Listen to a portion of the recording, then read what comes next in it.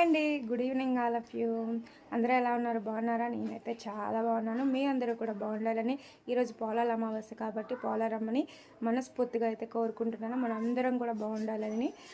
ఈరోజు అయితే మాకైతే పోలాల అమావాస్య లేదండి, కానీ అమ్మ వాళ్ళకైతే ఉంది. సో అమ్మ అయితే పూజకి అయితే వెళ్ళింది, మేము ఇప్పుడు వెళ్తున్నాం. సో దానికోసం పూజ ఎలా చేస్తారు ఏంటి అనేది అయితే నేను ఈ వీడియోలో చూపిస్తున్నాను, చూసేయండి. ఇంకా అయితే ప్రసాదాలు అయితే రెడీ చేసుకుంటారండి. ఇంటి దగ్గర చేసిన ప్రసాదాల అంటే తప్పేది ఉంటుంది కదా, దానికంటే పసుపు రాసి బొట్లు పెట్టి పసుపు దారంకి పసుపు కొమ్ములు కట్టేసి ఇలా కట్టుకుంటారు. సో ఇది పులుసు అన్ని ముక్కలు వేసి అయితే పులుసు అయితే చేస్తారండి. బట్ ఈ పులుసుకి అయితే తాలింపు అయితే వేయరు ఈరోజు. ప్రసాదం వచ్చేసి అయితే ఆర్ది.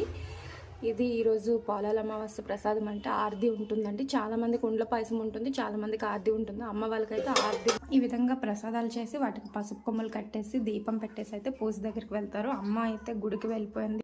ఆ విధంగా అయితే ప్రసాదాలు పెట్టేసి అయితే గుడికి అయితే పూజకి వెళ్తారు. సో అమ్మ అయితే వెళ్ళిపోయింది. ఇప్పుడు నేనైతే వెళ్తున్నాను. అక్కడ పూజ ఎలా ఉంటుంది ఏంటి అయితే మీకు చూపిస్తాను, వచ్చేయండి. మహంకాళి పూజగా వించి 7 పుల్లగుమ్మడి ఆకులలో ఈ ఆరిడను వడ్డించి పులుసుని వడ్డించి భక్ష్య భోజ్యమును నివేదన చేసి కథ విని అక్షతలు శిరస్సం వేసుకుని ప్రసాదమును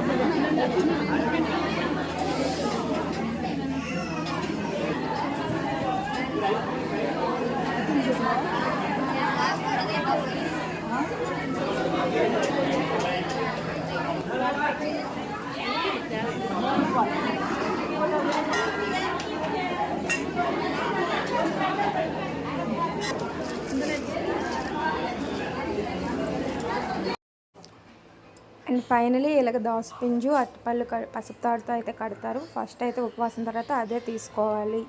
బాయ్ అండి.